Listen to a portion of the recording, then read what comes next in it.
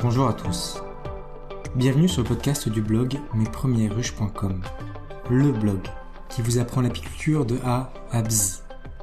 Je m'appelle Guillaume et je suis apiculteur depuis 2017. Aujourd'hui, j'ai le plaisir d'interviewer Jean-Baptiste. Pour le présenter en quelques mots, Jean-Baptiste a 20 ans, il est étudiant en biologie et il a commencé l'apiculture à 11 ans. Jean-Baptiste est passionné par la génétique chez l'abeille et il va vous partager pourquoi il aime la Buckfast, une race d'abeilles qui a été créée par l'homme par croisement génétique. Et vous découvrirez ce qu'il répond à ceux qui s'y opposent. C'est parti. Donc bonjour Jean-Baptiste. Bonjour. Alors, juste par curiosité, vous êtes étudiant, c'est ça, en biologie? Ouais, c'est ça. En sciences de la vie à l'université de Strasbourg. Ok. Et modérateur en même temps du forum c'est Apiculture Conseil? Apiculteur amateur conseil, oui, mais c'est pas grand-chose ça. Mais Oui, oui. parce qu'il y en a trois qui sont très proches en fait. On retrouve souvent Ouais, les c'est mêmes ça. personnes dedans. Il y a un ou deux mots comme ça qui changent dans l'intitulé. Ouais. Mais comment vous êtes venu d'ailleurs à faire la modération du forum? Ah, bah c'est l'administrateur qui en pouvait plus de gérer ça seul au bout d'un moment parce que on n'est pas loin de 20 000. Oui. Il cherchait des modérateurs pour lui filer un coup de main. Ça fait quoi? Ça fait un peu plus, je sais pas moi, 6 mois, quelque chose comme ça. Et il a recommencé pareil de nouveau, voilà, il y a quelques semaines, recruter quelques personnes parce qu'il y a beaucoup de monde quand même. Et beaucoup de messages qui vont un peu à tout va. Oui, bon, des fois, il y a des gens qui s'insultent un peu, faut Surtout souvent sur les mêmes sujets quand on parle quand on parle de frelons asiatiques, quand on parle de nourrissement, quand on parle de traitement varroa. ouais, de Ouais. fipronil, de choses comme ça, de pesticides, là, ça part. Le Ouais. prix du miel, c'est aussi un qui est pas mal. Mais le pire, c'était le rendement à la ruche. Bah, ça, comme dit, il y avait une femme toute contente qui venait d'acheter 2 ruches, là, cette année, début de cette année. Oui. Elle était toute contente, elle a annoncé, je crois qu'elle avait fait, je crois 30 kilos par ruche, enfin 60 en tout, un truc comme ça. Ouais. Super et tout, qu'elle était très contente. Et il y a des gens qui sont venus la lyncher, «Waouh, c'est du miel de sirop, c'est du n'importe quoi, une colonie ça produit pas autant et tout», enfin, un bordel pas possible. Ah, waouh. Et voilà, c'était la guerre. Grosso modo, d'habitude, ça se passe bien. Ah, moi, je trouve que les forums sont bien utiles. Il y a souvent des conseils. Bon, bah, je pense qu'il ne faut pas démarrer l'apiculture enfin, faut pas se former en regardant les forums parce que Ah donc oui, non. on trouve le contraire à chaque fois dans les forums. Il faut arriver à faire le tri, il faut avoir un bon socle de compétences. Mais après, c'est vrai que ça m'est arrivé plusieurs fois de demander des choses. Par exemple, le soleil d'artifice. La première fois que j'en ai vu un, bah, j'étais très étonné. J'ai fait une vidéo, je l'ai postée sur un forum. C'était Apiculture France. Et je Ouais. dis, mais qu'est-ce que c'est? Qu'est-ce qui se passe? Donc, je décris un peu ce qui se passe, quelle période c'était, quel mois on était. Et pouf, j'ai 10 commentaires, soleil d'artifice, soleil d'artifice, soleil d'artifice. Il y en a un Et autre un qui ou m'a deux dit, qui disaient il y en a c'est un vrai. autre qui m'a dit, ouais, exactement. Non, mais je trouve que oui, c'est pas mal du tout. Je trouve que ça apporte bien. Ça fait un peu aspect confrérie, ces Ouais. forums-là. Après, c'est un peu plus, comment dire, moderne que les anciens trucs, du style Happy Service, tout ça, Oui, qui sont un peu en baisse de 10 maths, on va dire, je trouve. ouais, d'accord. Et vous, c'est quoi votre histoire par rapport à l'apiculture? Parce que ouais, quel âge vous avez? Là, j'ai 20 ans Ok, et j'ai commencé quand j'avais 11 ans, quand j'étais en sixième, quoi. oh, Parti un peu, je dis un peu bêtement, en fait, j'ai toujours adoré les insectes, tous ces trucs-là. J'avais des phasmes, des crevettes dans mes aquariums, des choses comme ça, ouais. j'adorais les bestioles, quoi. Et bah, dans la rue à, ouais, quelques mètres de chez moi, il y avait toujours un vieux papy qui allait voir ses abeilles au fond ouais, dans la forêt à côté.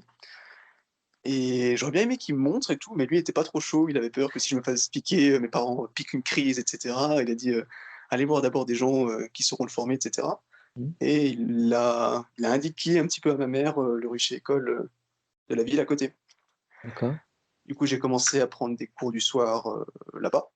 C'était par l'ALEP, ça s'appelle, c'est une association de formation, pour adultes.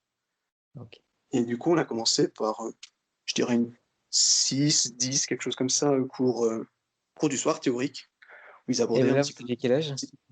Qu'est-ce qu'il y a? Vous aviez quel âge? Ah mais là pareil, ça c'était quand j'avais, Pareil, 11 ans. toujours à 11 ans. Oui, oui. Ouais, ouais, Et les cours d'histoire d'apiculture qu'on a 11 ans. Waouh! et ouais, à l'issue de ça, il y avait je crois 3 ou 4 cours en pratique où il fallait aller vraiment au rucher école, Mmh. Ils nous prêtaient éventuellement des combinaisons si on voulait pas en acheter, et on nous montrait un petit peu le couvain, comment ça marche, comment poser des hausses, comment enlever des hausses, comment faire un essaim. On nous a vite fait montrer comment faire du picking, comment Mm. en nourrir, je crois aussi, des petites choses comme ça, enfin des petites choses de base. Et à l'issue de ça, on avait de la chance à l'époque, la mairie de la ville offrait une subvention pour le démarrage d'une activité en apiculture. Du Mm. coup, on pouvait avoir pour, je crois que c'était 150 euros, quelque chose comme ça, un petit essaim fourni par un membre du syndicat sur 3 cadres, un petit nucléi, avec et Ouais. une complète pour vraiment pas cher, là, ce que j'ai dit, 100-150 euros, quelque chose Mm. comme ça. Donc ça a commencé comme ça dès la première année, quoi. D'accord. Et c'est pas du tout venu de votre père, de votre mère ou d'un autre membre de la famille. C'est Ah vraiment non, non, pas ce du tout. vieil homme. Ouais, bah du coup, lui, finalement, j'ai jamais vraiment rien appris de lui Mm. parce que du coup, j'ai fait 2 ans au rucher école. Enfin, j'avais 2 ans mes ruches au rucher école, et après, ce monsieur est venu me voir, il m'a dit: «Bon, j'arrête, tu peux venir mettre tes ruches au fond du chemin, là, dans la forêt, je te laisse l'emplacement, et cetera. Il en reste juste une à moi, mais il y a largement de la place, viens, viens». Du coup, c'est parti de là, je les ai ramenés proches de chez moi, et ça a pris un peu plus d'ampleur, quoi. D'accord. Et parce que là, Ouais, vous avez combien de ruches? en fait, là, ça varie en fonction du moment de la saison. En Oui. gros, vu que je fais de l'élevage de rennes, ça monte vite avec les nucléis. Vu que je prends les apidéas, j'en remplis 15 dans l'année, quoi. Donc ça, Pardon, des apidéas? les apidéas, c'est des tout petits nucléis, c'est des micro-ruches. C'est pas on appelle ça les plus, comment ça s'appelle? Mini plus? Ah, c'est la version encore plus petite que ça. Ça fait, je pense, une demi mini plus. C'est Ah, OK. minuscule. Parce que mini plus, il y a 3 cadres. On peut mettre l'équivalent de 3 cadres dans le corps d'Adam et Non, en cas de hausse d'Adam. de hausse, d'accord? C'est des demi-cadres de hausse. Et là, du coup, ça fait l'équivalent d'à peu près un cadre de hausse, je dirais. OK. C'est microscopique. Ça sert juste à élever une reine. Ça veut dire qu'il faut partir d'un tout petit paquet d'abeilles, Mmh. mettre une cellule de 11 jours dedans, Mmh. et ça part, quoi. Est-ce que vous faites du picking aussi? Ouais, je fais de l'élevage de rennes, et du coup, je me suis mis à l'insémination aussi. Ça, c'est la grosse nouveauté de 2020. Eh bien, impressionnant, Et impressionnant. voilà. Non, mais finalement, j'ai peu de ruches en production parce que j'arrive pas à suivre. C'est comment dire? Heu, c'est pas tout d'avoir des ruches. Le problème, c'est que enfin, le problème, si c'en est un, c'est que ça fait du miel. Et puis de miel, faut le vendre derrière, Oui. et ça prend un temps fou, et Ouais. j'aime pas. Donc je réduis. Faut dire, je travaille même pas en dindon, je travaille en Zander. C'est une ruche allemande qui a à peu près la dimension d'une Langstroth. Et une Zander? Ouais, c'est un truc, particulier qu'on a en Alsace, à cause des Allemands à côté. Oui. Donc c'est grosso modo une Langstroth. Donc normalement, ces trucs-là, on laisse le couvain se développer sur 2 corps, donc 2 étages de 10 cadres, et après par-dessus ça, la grille à reine, pour faire des Mmh. grosses colonies, enfin l'équivalent Mmh. d'une bonne grosse dindon. Ce que je fais pour avoir des colonies plus petites, pour que j'ai la paix en fait, que je fasse moins de miel, la reine est bloquée, sous le premier corps avec seulement, 11 cadres, pour le couvain, et c'est tout. D'accord. Donc ça fait l'équivalent de 7 cadres d'Adam. Mmh. 7.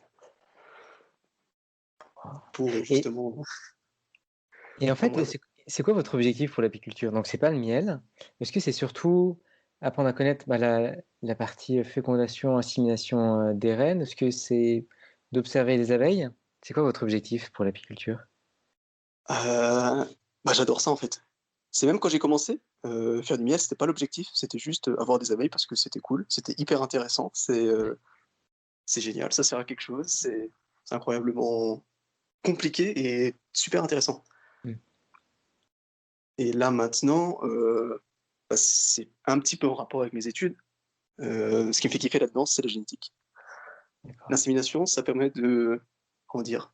Heu, d'étudier et de jouer, mais c'est pas le vrai bon mot, avec la génétique, et ça, Mmh. c'est incroyable.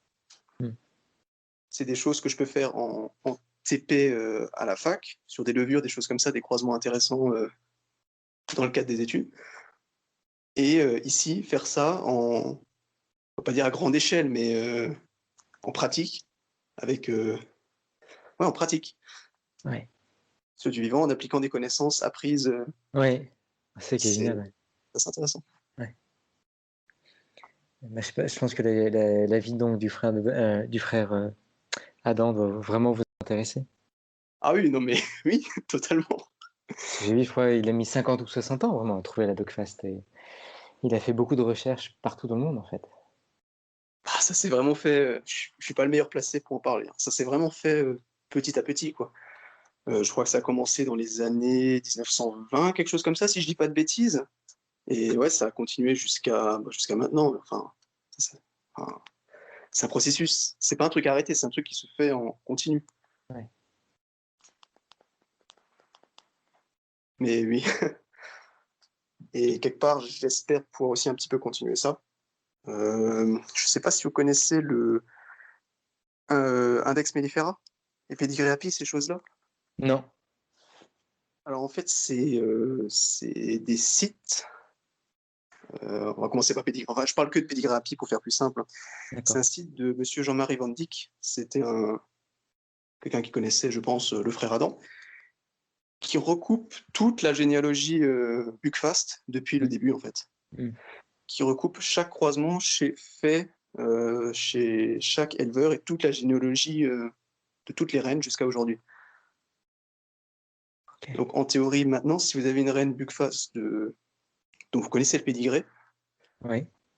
si ça, elle vient d'un éleveur qui rentre ses données là-dedans, on peut retrouver la toute première reine qui a donné la lignée que vous avez en main là maintenant, 50 ans après qu'elle ait été créée. D'accord. Vous pouvez remonter à des reines, genre, je sais pas moi, les synopes des années 1960, quoi. D'accord. Parce que oui, quand même, à l'origine, il y a quand même, euh, avant que ça devienne des abeilles, je pourrais dire un peu bâtardes, une fois qu'on est dans l'élevage, parce qu'on ne peut pas contrôler. Enfin, quand un apiculteur ne veut pas s'intéresser à la, à la fécondation des reines, à l'insémination, euh, il y a quand même des endroits où il y a des bugfast purs. Enfin, purs dans le sens où les reines sont pures et il y a des endroits où on est sûr que quand les reines se font féconder, à chaque fois, ça reste dans la lignée bugfast en fait. Oui, il y a des gens qui travaillent comme ça sur des îles. Bah, tous ceux qui font l'insémination ont des lignées Buckfast pures, ça c'est Mm. clair. Il y a plein de gens qui font ça, mais le problème, c'est que, comment dire, c'est beaucoup de gens dans l'ombre. Il y a énormément, enfin, même en France, il y a beaucoup de gens dans l'ombre. Il y a des gens qui font ça souvent, mais c'est pas ceux qu'on retrouve bah, typiquement sur les groupes Facebook d'apiculture, parce Mm. que ça aura la casquette des commentaires qu'il peuvent y avoir et des choses comme ça. Ouais. Mm. Mais il faut aller voir une fois sur Pedigree Happy, allez voir sur la page des éleveurs par pays. On voit qu'il y en a déjà pas mal. Il y a énormément de monde dessus. Et, et ça, c'est que la partie, comment dire, émergée de l'iceberg. Parce qu'il y a plein de gens, même qui font l'insémination, des choses comme ça, et qui ne rentrent pas leur pédigré en ligne. D'accord. Donc c'est, voilà. Il y a quand même pas beaucoup de monde qui fait ça. Non, ça c'est sûr. J'en avais jamais entendu parler jusqu'à présent. Mais pour vous, ce qui vous intéresse, c'est surtout la bugfast ou c'est également d'autres Ah, mais c'est toutes les d'autres abeilles. espèces? Toutes les abeilles en général, Toutes les d'accord. abeilles. Ouais. En gros, j'ai commencé avec certainement une F1 Buckfast, parce que le monsieur qui gérait ça au Rucher École à Colmar, du coup là où j'étais, ce monsieur-là travaillait avec quelqu'un, un ami du frère Adam. Donc quelqu'un qui avait vraiment bossé avec lui. Mhm. Je ne sais pas s'il faut biper son nom ou pas, enfin, Raymond Zimmer. Raymond Zimmer, oui. C'est, Ok. on va pas dire une star, mais quelqu'un de très, très connu pour plein de choses, et dont sa qualité de travail sur la buc. Mhm. Donc je suis parti de ça sans même vraiment le savoir, quoi. Je ne savais pas trop, je savais pas trop ce qui nous filait au Rucher École. Et de toute façon, à cette époque-là, ça m'intéressait pas des masses, Oui. savoir ce que j'avais entre les mains. Et ouais, du coup, c'est après coup que j'ai découvert que ce monsieur, Raymond Zimmer, faisait l'assimilation, était sur Pedigree Happy, voilà, toutes ces choses-là. D'accord. Et oui, du coup, non, je m'intéresse aussi pas mal à la caucasienne. Mhm. Je sais pas, je me suis découvert une petite passion pour ça. C'est bête à dire. Et que répondre aux personnes qui disent que euh, que la bugfast n'est pas une abeille endémique, qu'elle a été créée et que répondre aux personnes qui disent que ce n'est pas une espèce naturelle. Enfin, Alors là, je risque d'en fâcher déjà un paquet parce que généralement, les gens qui tiennent ce genre de discours, je suis pas le meilleur placé pour en parler, hein, ouais. mais piche pas trop de quoi ils parlent en fait. Souvent, on va entendre ouais, la Buckfast, c'est un hybride. Ça peut pas Après, faire. comme toutes les races d'élevage, il y a les races bovines. Oui, oui. L'ensemble Mais des races d'élevage, à partir du moment où on s'intéresse à l'élevage, on fait une partie sélection, comme les vaches laitières par exemple. Comme la plupart du blé qu'on a également, ça fait partie d'une sélection en fait, que les oui, élevages mais soient complètement animaliers différent ou de céréaliers. l'apiculture. Mais Pardon? c'est complètement différent de l'apiculture. C'est une sélection qui est quand même elle est orientée complètement dans l'autre sens. Enfin, si vous regardez les vaches, aujourd'hui, les productrices, pour le lait, les Holstein, les Prim Holstein, les blanches et noires, ces bestioles-là, en gros, on contrôle leur ration de bouffe qu'on leur donne chaque jour, le bon équilibre d'acides Oui. aminés, de tous les machins, de sel, etc. Elles vivent dans un environnement complètement informatisé, on va dire, contrôlé au gramme près pour tout, Mhm. pour en tirer le maximum de lait derrière. Oui. Et typiquement, les gens font la comparaison entre ça et la Buckfast. Il y en Oui. a d'autres qui ont relevé cette comparaison. Il faut aller voir les vidéos Une saison aux abeilles, tout ça. Il y avait un mec qui en parlait, j'ai adoré, parce que je pensais pas que d'autres gens pensaient pareil. Mais du coup, pour l'abeille, c'est complètement différent, parce que quand on sélectionne une abeille qui produit bien, capable de se démerder seule, Oui. qui est capable d'optimiser et de survivre, de tirer quelque chose de son environnement. Mm. Exactement comme ce que ferait la nature. Ouais. Donc, des gens qui disent que la sélection qu'on fait sur les abeilles est contre nature, souvent, bon, ça va être souvent des amateurs, quoi, des gens qui ont des ruches, qui font leur jardin, Mhm. qui, eux, vont nourrir leurs abeilles, s'il y a une loque ou quelque chose comme ça, transvaser la colonie, faire des choses comme ça, Oui. nourrir et être constamment derrière. Et ça, c'est dramatique. Pour l'abeille, c'est dramatique. Mm. Pour n'importe quelle espèce, c'est dramatique, parce que il se substitue à la sélection naturelle. C'est-à-dire, il laisse ça totalement en roue libre, il laisse se reproduire, enfin, c'est même pas ça, il laisse survivre les faibles et les non adaptés, ce qui les autorise à la reproduction. Et Ouais. vu que la reproduction de l'abeille, on le sait, ça se passe au grand air, ça se passe de façon en général pas contrôlée. En faisant ça, ça bousille toute la génétique et toute la qualité que vous avez autour. Ouais. Et ça, que ce soit en bossant avec de l'abeille noire, la caucasienne, peu importe, on s'en fout. Ça contribue à laisser dans la population des mauvaises allèles. Ouais. Ouais, je comprends bien. Ok. Donc sélectionner de base, c'est juste faire ce que ferait la nature, sans laisser mourir les faibles, mais juste en ne les reproduisant pas. Mm. On reproduit ensemble les forts et on vérifie ce qu'on fait. Et un truc tout simple pour faire ça, l'exemple de base, c'est le test d'hygiénisme. C'est un truc que tout le monde pourrait faire et que très peu de gens font. C'est juste découper un petit bout de couvain fermé dans un cadre, Oui. mettre au congélateur, le lendemain, après l'avoir décongelé, le refoutre dans le cadre et regarder 24 et ou 48 heures après l'avoir remis dedans, si les abeilles ont été capables de nettoyer ce petit carré. Et le carré, on le met où? Dans la ruche? Exactement au même endroit que là où il était? On le remet de là où on l'a découpé. D'accord. Donc il y a du coup un fermé et les abeilles sont censées Que du couvain détecter. fermé ou enfin, Qu'est-ce tout qu'il y a? couvain confondu? Est-ce que enfin, on peut découper là où il y a des nymphes aussi? Ou est-ce que Oui, c'est c'est que là où c'est fermé, c'est très là où important. Si c'est ok, ouvert, ça marche pas. d'accord. Ouais. Et ça, il y a plein de sites qui en parlent, et de vidéos qui en parlent. Euh, et du coup, si les abeilles sont capables de détecter la larve crevée sous l'opercule, Mmh. d'ouvrir l'opercule, de nettoyer l'opercule, c'est que si la larve avait été attaquée par une mycose, une loque ou peu importe quoi d'autre, qui l'aurait fait crever, une maladie, Mmh. les abeilles auraient aussi été capables de nettoyer ça. Je ne sais pas si je suis clair, mais en gros, ça permet de Ouais, savoir ouais, les oui. maladies qu'on a. Mmh mh. Voilà. Et c'est un C'est truc qui vraiment prend un test pas de de la temps. réactivité de la ruche, oui. Oui, très bien. Et ça, c'est un truc que la nature fait très bien toute seule. Parce que dans la nature, une colonie qui sensible à la loque, qui ne sait pas détecter le couvain malade, bah, elle meurt, elle se reproduit pas. Ouais.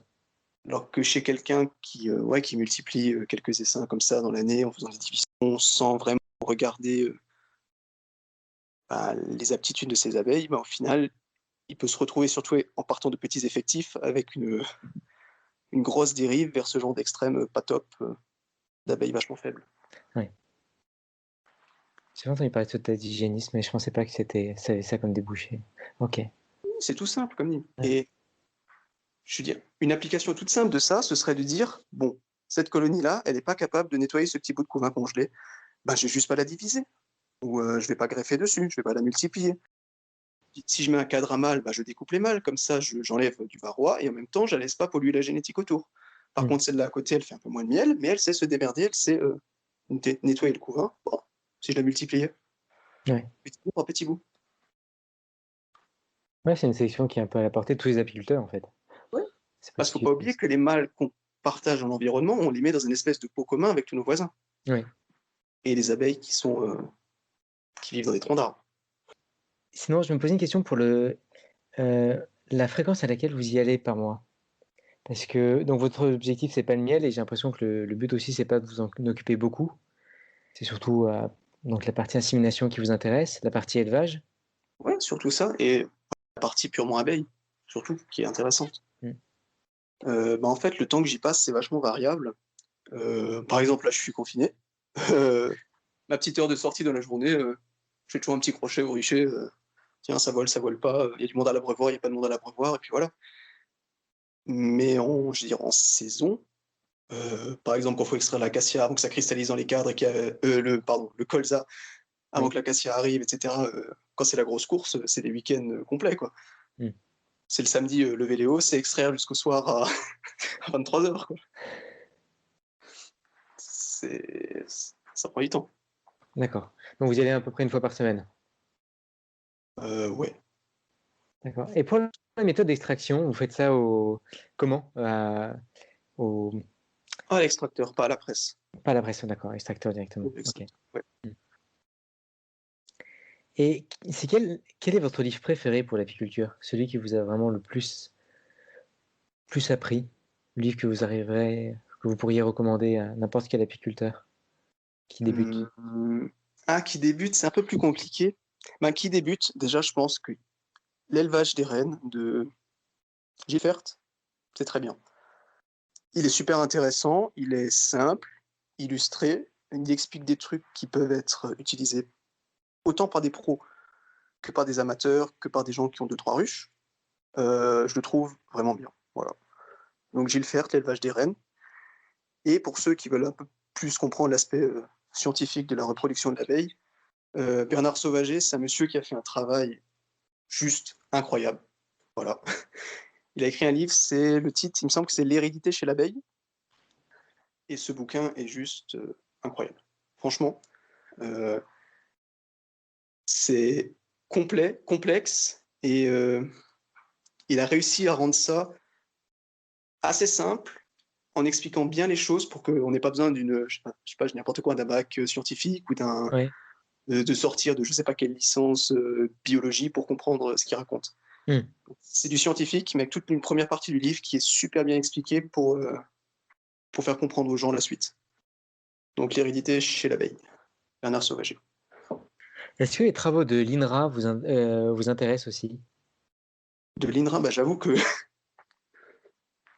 je les vois pas publier des trucs, comment dire, je les vois pas communiquer comme des privés, comme Apinov, par exemple. Je sais pas si vous voyez Benjamin Poirot de Apinov.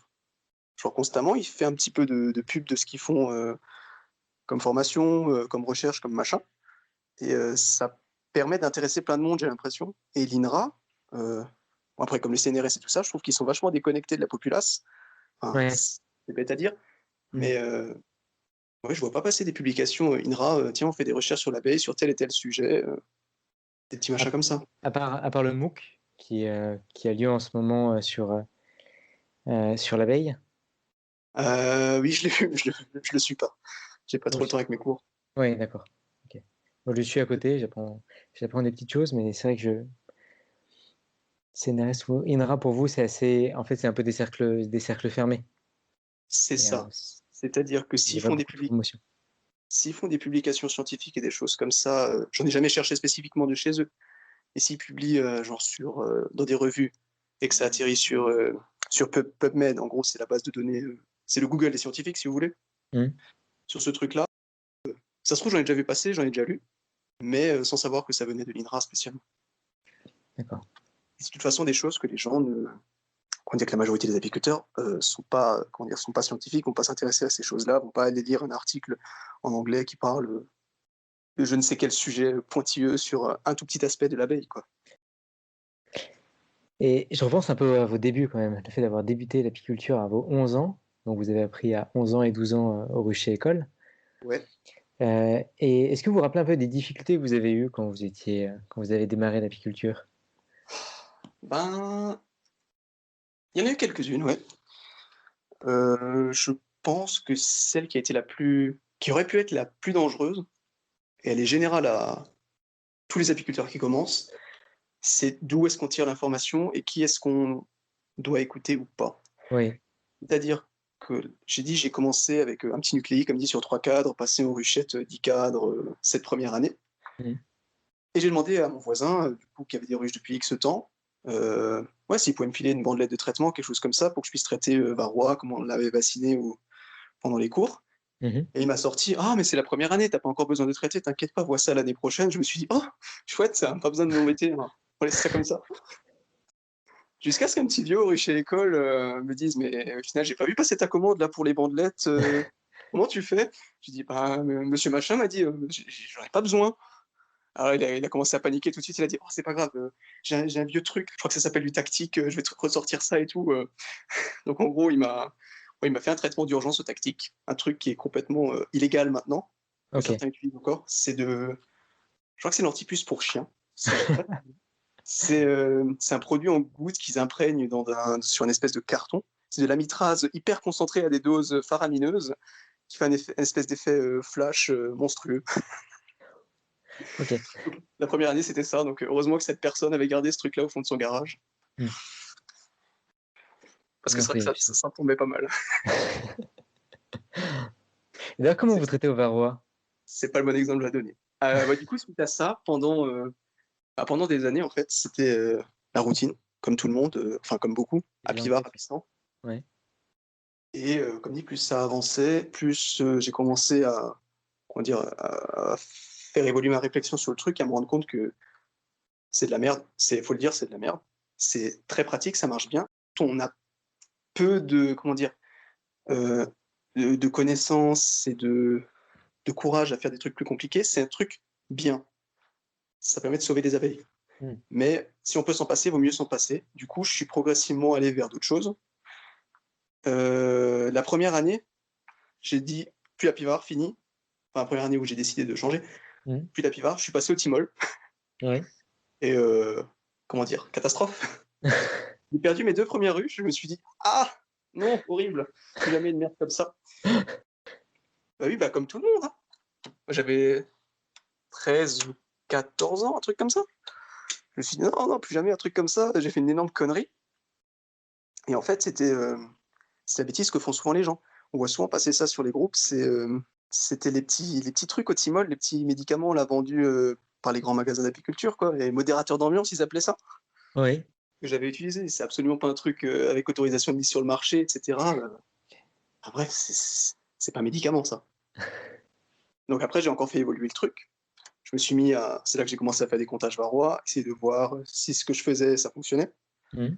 et j'en suis venu progressivement à l'acide formique pendant Ok. un moment. Ça marche bien. Faut un peu de connaissances en chimie, c'est très basique, il faut juste savoir faire une dilution et comprendre les histoires de chaleur, volume qu'on met, concentration qu'on met.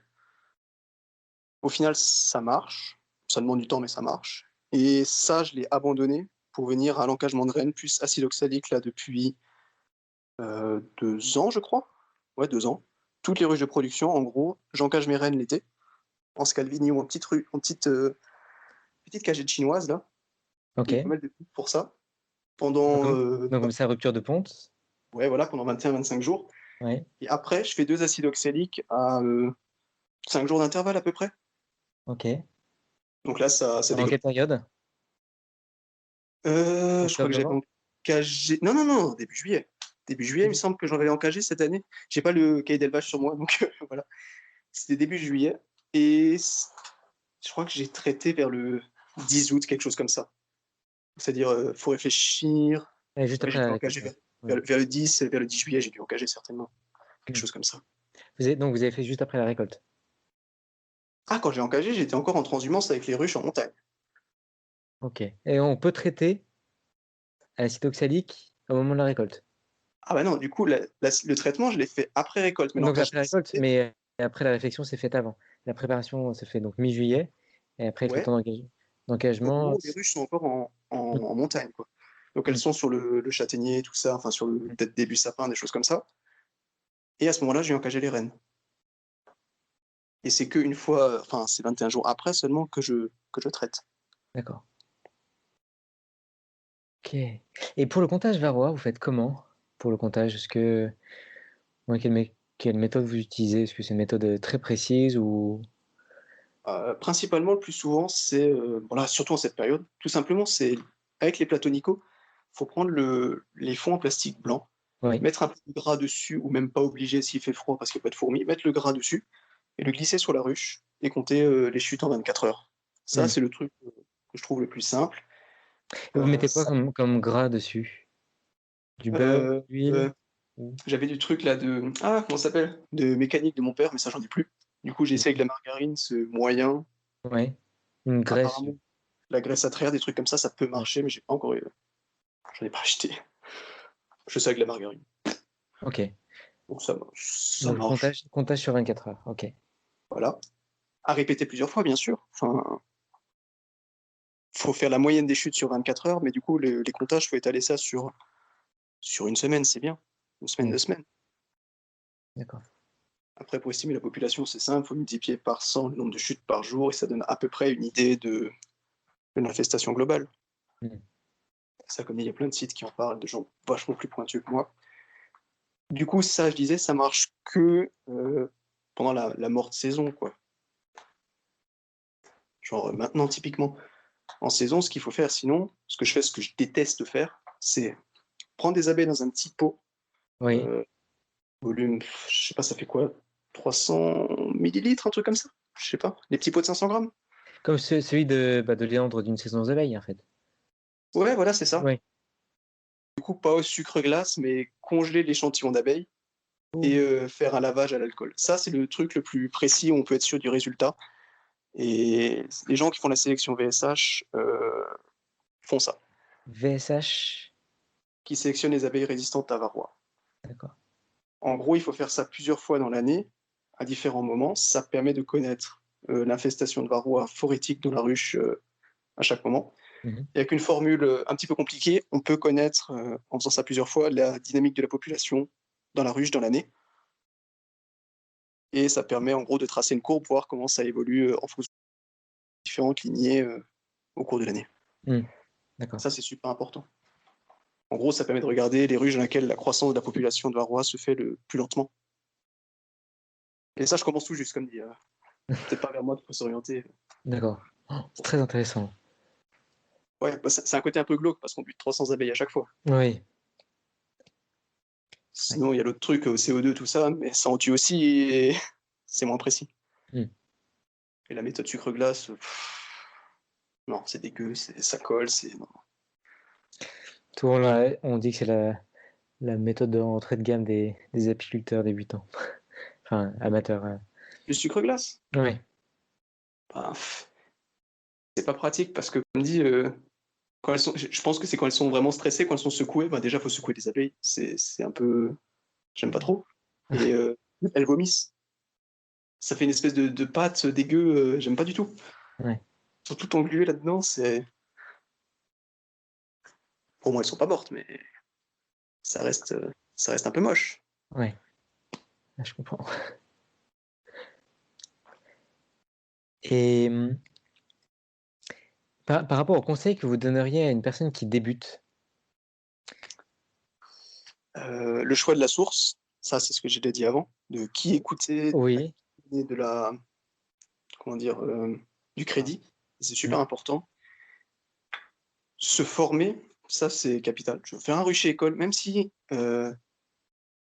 comment dire, même si c'est pas forcément des formations valorisantes parce qu'on n'a pas un diplôme à la fin, un vrai truc qu'on peut mettre dans un CV, enfin voilà, c'est quand même super important. Ces gens-là, c'est c'est c'est des gens qui savent comment faire, globalement, la majorité, Mmh. et qui vous apprennent à ouais, tu ouvres une ruche, tu regardes ce qu'il y a dedans, qu'est-ce que tu vois? Qu'est-ce que tu dois faire? Mmh. Tel moment. Enfin, c'est super important cet aspect pratique qu'on peut pas retrouver dans les bouquins. Mmh. Donc, rucher école, j'insiste, c'est un truc, important. Suivre des apiculteurs, c'est important. Et le truc que les gens, semblent oublier souvent, c'est avec quelle abeille commencer. Heu et surtout dans quelle ruche. Le gros truc important, ce serait de commencer avec un modèle de ruche standard, style, Dadandicadre. Mmh. Partir avec des abeilles pas trop hard, simples à, comment dire, à évaluer, à ressentir. Genre, typiquement la Buckfast, un truc, pas agressif quoi, qui Mmh. ne va pas vous faire peur en tripotant les cadres et cetera, qui vont pas emmerder tout de suite les voisins et devenir une source de problèmes. Mmh. Je veux dire, c'est au final assez simple à gérer et on peut apprendre plein de trucs, si on n'est pas constamment harcelé, piqué et cetera. Mmh. Et Comme une ça, fois que ce on se crée un socle de voilà, compétences et de connaissances. Et à voilà, partir de ça, on peut un peu essayer de varier les pratiques en termes de type de ruche, c'est ça, de race d'abeilles. voilà. C'est Mmh. pour ça, comme dit, il y a pas de pour moi, il y a pas de problème à travailler avec de l'abeille noire, des choses comme ça, si on sait avec quoi on travaille. C'est un truc qui ça me fait brère ça, par exemple, les gens qui disent, «Moi je travaille avec de la baignoire» et cetera. Vous voyez une photo de leurs abeilles, c'est des machins multicolores, c'est de l'hybride croisé, F2000 qui se trouve autour de chez eux. C'est un joyeux bordel, génétique, un truc avec une couleur hybride de tarés. Heu, c'est pas de la baignoire. Le bon mot, ce serait juste, hybride local, quelque chose comme ça. Ouais. Mais dire hybride, ça plaît pas aux gens. Mmh. Parce que s'ils disent qu'ils ont des abeilles hybrides croisées, ils peuvent plus cracher sur, les méchants hybrides Buckfast. Moi, je suis un peu la mauvaise langue là, mais Non, non, mais je comprends bien, hein. Et souvent, c'est ce qu'on se trouve sur les forums des groupes Facebook en disant, «Ah, j'étais l'abeille» et ben, en fait, il y en a qui se disent ça et ils prennent en photo leur plancher d'envol et ils disent: «Mais je comprends pas, il y a plusieurs couleurs». oui, mais c'est tout à fait Et normal. en fait, bah, c'est ce que disait l'INRA dans son MOOC, c'est qu'il y a plusieurs fratries aussi. C'est dans la spermathèque de la reine, eh bien la reine est fécondée avec, par plusieurs mâles et souvent la plupart du temps, les mâles sont issus de plusieurs souches et donc ça se retrouve aussi dans la ruche. Donc en soi, c'est normal qu'il y ait des couleurs différentes d'abeilles dans la même ruche si on n'a pas fait une fécondation. Je sais pas si je me trompe par rapport à Non, ça, mais c'est juste, mais c'est ça qui est hyper intéressant chez l'abeille. C'est le truc, c'est un pur kiff génétique. C'est qu'en fait, quand on regarde une ruche, quand on veut faire la génétique sur une ruche, on évalue une population d'abeilles. On n'évalue pas des individus ou un individu, on évalue une population d'individus.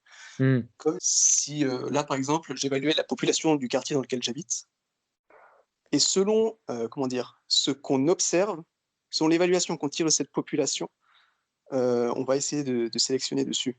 En gros, on doit faire la sélection, ah, on est obligé de faire de la sélection en regardant une population, mais en passant par de l'individu. Je sais pas si c'est clair? mmh. C'est pas grave, faudrait couper ça au montage. Je m'écris à des notes la prochaine fois un truc pour essayer de construire ça correctement, mais ouais, c'est un joyeux bordel génétique, c'est vachement stylé, de regarder Mmh, ça comme ça. Ouais. C'est qu'il y a une diversité de fou, au sein de chaque colonie. Ça, c'est mmh. c'est incroyable. Et ça, on le voit bêtement avec le greffage. C'est un truc incroyable. Si on greffe sur, une abeille un petit peu tout venante ou même une F1, heu, la diversité des caractéristiques des filles, U c'est incroyable. une tout venant et vous avez dit quoi après? Une F1, F1? une F1, en gros, c'est les reines, par exemple, Buckfast, on va rester là-dessus, à 30 € typiquement. OK. C'est une reine, fille, de reine souche, c'est-à-dire généralement, c'est une fille de reine inséminée qui a été fécondée, au mieux en station, c'est-à-dire avec un environnement plus ou moins saturé en mâle Buckfast, mais pas assez pour que ce soit une pure, ou souvent, croisée, avec le tout venant d'un rucher en général. C'est les reines de production, en fait. D'accord. F, que veut dire le F? Heu, Phi 1 c'est comment dire? C'est une notation en génétique, en fait. F0, généralement, c'est la notation qu'on met pour le parent de race pure. F1, c'est pour hybride de première génération. F2, c'est pour hybride de deuxième génération, etc. Après, d'où c'est parti cette notation, j'en ai aucune idée. C'est juste un machin rabâché dans les cours depuis le collège, quoi. D'accord. Okay. Lycée plutôt. La F1, en gros, c'est une reine vierge de pure race, avec dans sa spermathèque des mâles autres, on va dire. Ça fait que la reine en elle-même, elle est de pure race. Les mâles qu'elle produit sont de pure race, mais les ouvrières sont croisées. Et vu que c'est les ouvrières qui donnent les caractéristiques de la colonie, vu que c'est des croisés, tu as un effet de vigueur hybride, l'hétérosie ça s'appelle, et c'est ça qui donne du peps en fait, à ces colonies-là. C'est comme l'effet bâtard. Tu sais, les dalmatiens, tout ça en race pure, c'est un peu faiblard, etc. Ça n'a pas tendance à vivre très longtemps. Oui. Alors que les chiens bâtards, ça a souvent plus de vigueur, ça vit plus longtemps, c'est plus costaud, plus résistant aux maladies, etc. Là, c'est la vigueur hybride. La descendance a plus a des aptitudes plus poussées que les parents d'origine. C'est un truc un peu bizarre, mais c'est exploité partout dans l'agriculture, en fait. Cet effet hybride. Et c'est quoi vos projets pour les prochaines années par rapport à l'apiculture? Disons que le confinement a foutu pas mal le bordel là-dedans. Alors, en gros, là, je termine ma licence, selon comment ça se passe, j'espère que ça va aller, mais ça part pas bien pour les autres étudiants et moi non plus. Parce que la qualité d'enseignement, c'est littéralement casser la gueule et ça, personne n'en parle.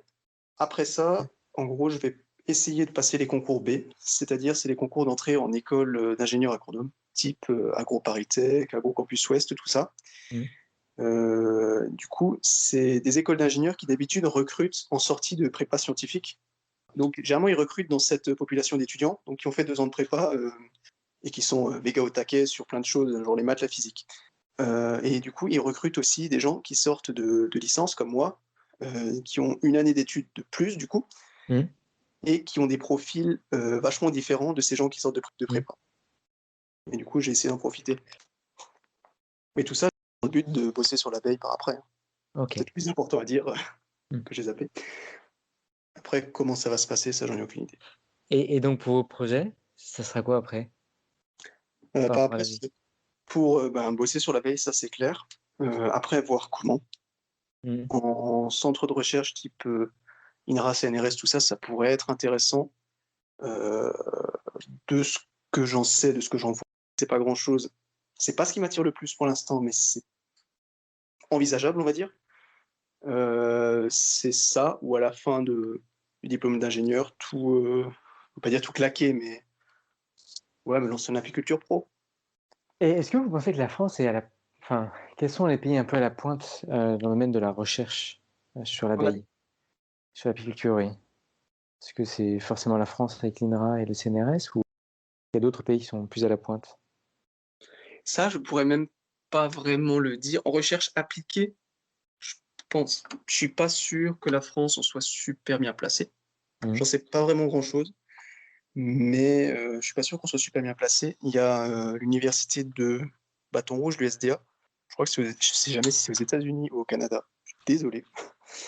Faut savoir que c'est les projets de sélection d'abeilles résistantes à varroa chez nous en Europe, c'est parti de là-bas. En gros, pour la sélection de la VSH en Europe, on a importé des capillaires de sperme de mâles qui venaient du SDA, quoi. Le point de départ, c'était la génétique américaine. Ok. Donc visiblement, on n'avait peut-être pas ça en France ou par chez nous, dans les parages. D'accord. Je peux me tromper. C'est très probable. En tout cas, je sais que j'avais entendu que les premiers à s'être intéressés des travaux du frère Adam, c'était les États-Unis. Ça, je sais pas du tout. Chez lui. Après, je sais pas si c'est l'application scientifique ou économique qui les intéressait surtout. Je pense plutôt à l'aspect économique, parce que c'est quand même vachement mis en avant sur l'apiculture américaine. Pour en revenir à l'apiculture en France, hors recherche, là, je pense qu'on est quand même pas loin d'être les plus gros tocards d'Europe. c'est pas pour être méchant. Hmm. Je pense qu'on en est. C'est peut-être nous, on en est peut-être pas loin.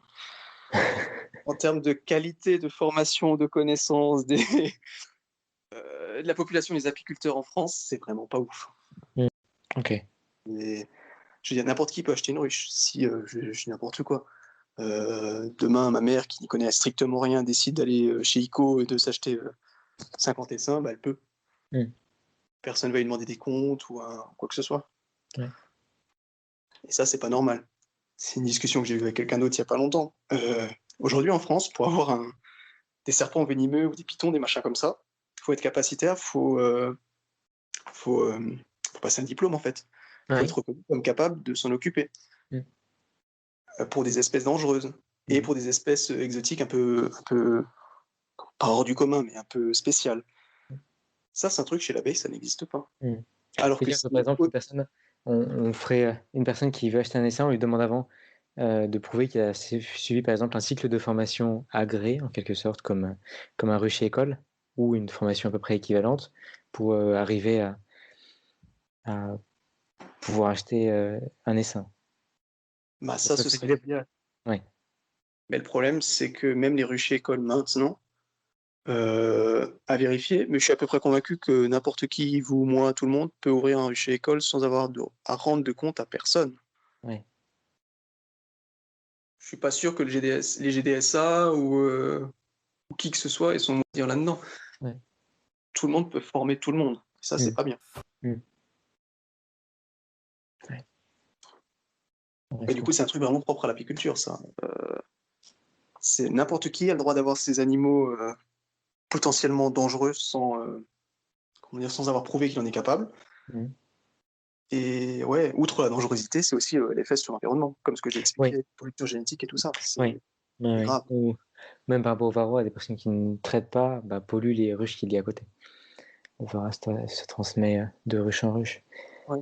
Ouais. Après, comme dit, biologiquement, ce qui me choque le plus, c'est même pas le réservoir à varroa, c'est l'aspect bousiller la génétique qu'il y a autour et réservoir à autres maladies plus graves, genre les loques, les choses comme ça. Quand on sait ce que ça fait quand il y a un cas détecté quelque part, franchement, c'est dégueulasse de ne pas suivre ces colonies. Mm. Ouais. C'est très très Franchement, contagieux les loques? c'est réputé comme maladie très contagieuse. La loque américaine, c'est un truc à déclarer obligatoirement Mm. et ça entraîne des interdictions de déplacement de ruches dans un rayon de X kilomètres autour de la zone de détection, quoi. Ouais. Je C'est-à-dire, crois que même dans certains cas, on peut être amené enfin, peut-être que j'aurais entendu ça, je sais plus si c'était faux ou pas, dans un certain périmètre, eh bien, détruire les ruches en fait, sur le niveau détruire les ruches, c'est d'infestation. peut-être celles qui sont très infestées, oui. Oui. Détruire les ruches, sinon c'est pour le petit coléoptère, c'est ce qui se passe en Ah Italie. oui, oui. Oui, D'accord. bah là, ils tombent dessus, ils crament tout, quoi. Ok. En Sicile.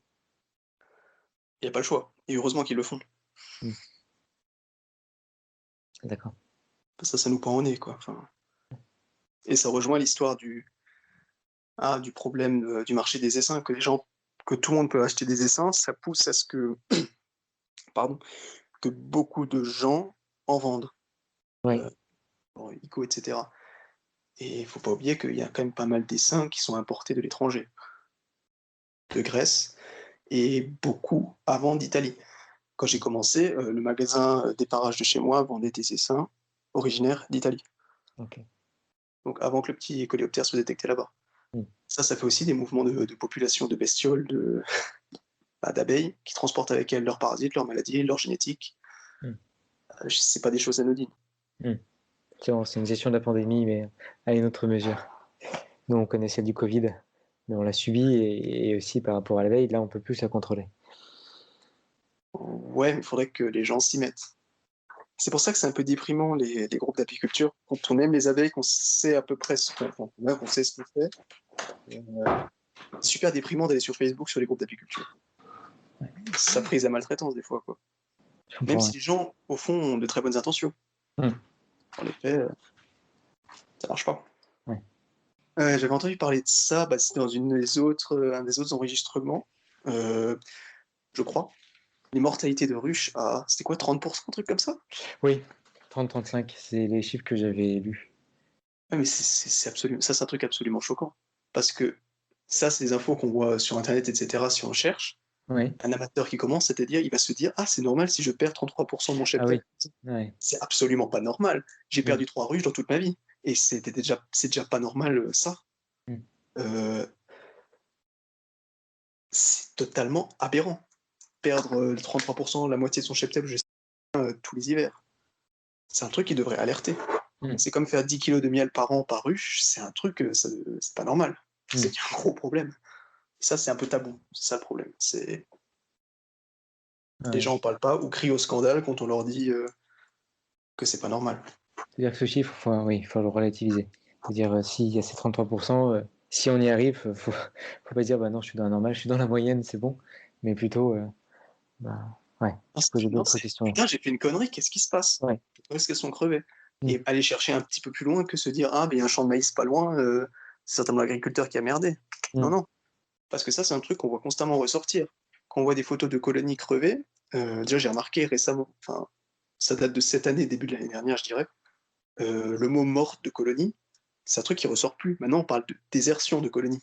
Ouais. Une colonie crevée de varroa, qui a plus rien, qui est juste un petit peu de vieux couvains, des nymphes crevées à cause de varroa et du miel autour, on dit ouais, la colonie a déserté. Et les gens, il y a des gens qui répondent acquiescent là-dessus. Non, la colonie est crevée. Point barre. Mm. Ça casse complètement la gravité du truc, rien qu'utiliser ce mot-là. Mm. Ça rend normal. Ouais, d'ailleurs, j'ai eu le cas ce week-end. Une colonie qui est morte, qui m'avait fait 32 kilos de miel, qui était vraiment très excellente. J'ai fait un traitement apivare de 12 semaines avec recentrage en milieu de traitement sur le couvain. Ouais. Et infestation importante de varroa, j'ai pas fait de comptage. Je suis pas encore, j'ai besoin encore de me former dessus, de plus apprendre, de faire des recherches. Mais en fait, j'ai constaté beaucoup de présence de varroa, notamment d'abeilles qui avaient la tête sortie, avec la langue qui pend, au point de vue des chutes aussi, et au point de vue des traces aussi des opercules qui ont été légèrement rongés. Ouais, bah ça, c'est des trucs typiques. Mais c'est déjà bien de le reconnaître et de le dire. Ça, c'est un truc, c'est déjà la bonne démarche. Bah ouais, c'est quand même c'est affreux quand même. Et ça prouve bien qu'en traitant, c'est pas parce qu'on traite qu'on a réglé le problème. Il faut vérifier que ça ait marché. Comme dit, personnellement, je l'ai appris à mes dépens, ça. Plein de gens sont confrontés à ça, mais se rendent pas, enfin, cherchent pas à comprendre le pourquoi du comment. Ils ne cherchent pas à éviter que ça se reproduise par les bons moyens. Mm. Ça, c'est vraiment dommage. Mm. C'est un peu, oui, une qualité à avoir en tant qu'apiculteur, c'est analyser soi-même et faire de la comparaison. On va dire, bah, si ça arrivait avant tout, pourquoi essayer de voir les faits réels, en fait, toutes les faits d'observation. Et c'est ça qui est important aussi, c'est d'arriver à suivre au fur et à mesure de l'année sa ruche et de marquer ses observations pour essayer de faire de la comparaison en disant, bah oui, j'ai remarqué quand même qu'il y avait un déclin de population depuis 1 ou 2 mois. Bah oui, ok, c'est peut-être normal en fait, c'est peut-être ma faute. Si c'est très brusque, ça peut être un facteur extérieur. Il faut vraiment parler aussi entre autres apiculteurs, mais ouais, faut analyser quoi. Faut faire des recherches. Et faire un suivi, et surtout, le plus important, être capable de se remettre en question. Mm. Parce que sinon, ça n'avance jamais, sinon on tourne en rond. Ouais. Et j'ai l'impression qu'il y a énormément de gens comme ça qui tournent en rond, Ouais. qui vont accuser les pesticides, des choses comme ça. Ouais. L'année dernière, j'ai discuté avec une TSA du coin de chez moi. Elle n'a jamais réussi à prouver un cas d'intoxication aux pesticides. Chaque fois que des gens l'appelaient pour dire ouais, ma ruche a crevé, machin, chaque fois le problème c'était varroa, toujours. Ok. C'est pas un problème nouveau, ça fait 40 ans qu'il est là. Mm. Et ça, 40 ans, je dirais à échelle humaine, c'est long. À échelle évolutive pour l'abeille, c'est quoi? C'est une vingtaine de générations, c'est que dalle. Mais je veux dire, pour nous, en termes de connaissances, c'est quand même pas négligeable. Je veux dire, varroa, on connaît maintenant. Mm. On sait comment le suivre. C'est déjà ça. C'est des gens qui font pas vraiment l'effort tout le temps. Moi, ouais. Je me suis dit que j'allais me former sur d'autres méthodes de traitement.